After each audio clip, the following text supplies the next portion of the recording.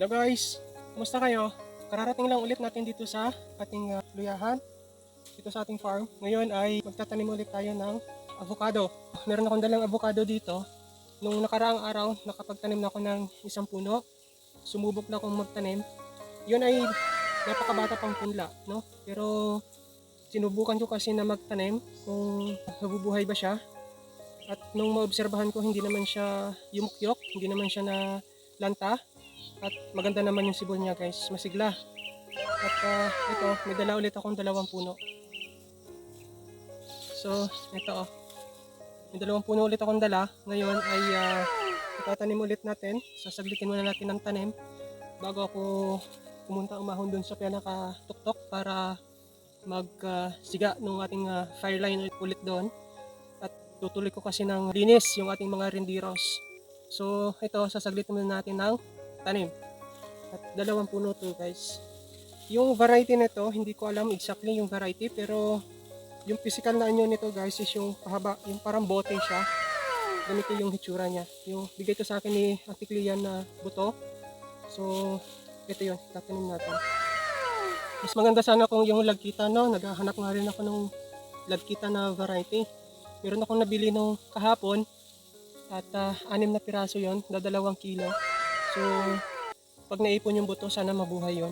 Maganda kasi yun eh. Iba pala yung lagkitan guys. Yung balat pala ng lagkitan is makinis na berde.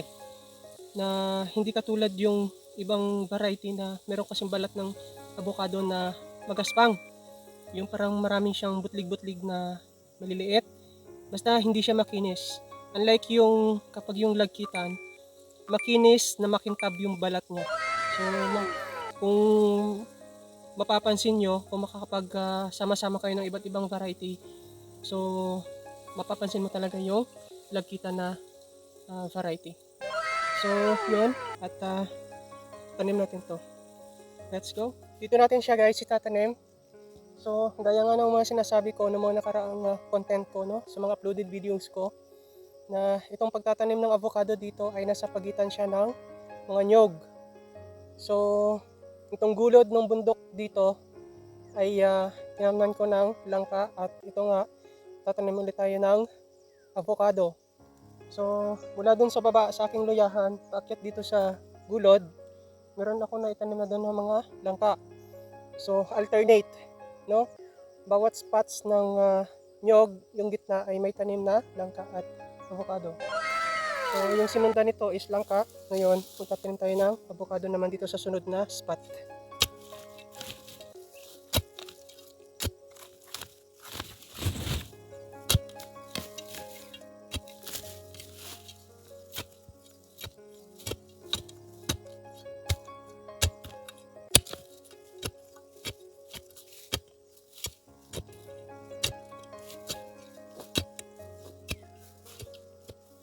Ang wino-worry ko lang dito guys, kasi itong part nito, ito yung pinakamataas na bundok dito sa lugar na to.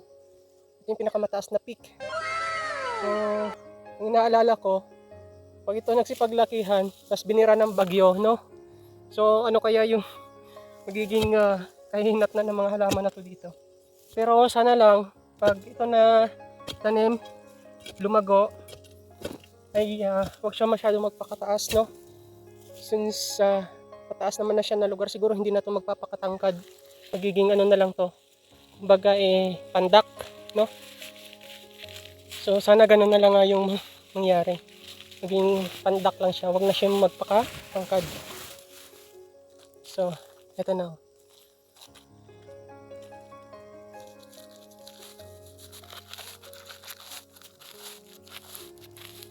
Yung mixture ng lupa nito guys, yung pagpunla, kung makikita nyo no, sa mga previous na videos ko, nung ito ay pinupunla ko, ang lupa nito ay mixture ng chicken manure, kambing, at saka mayroong mga galing sa basurahan. So, eto siya. Tanim na natin.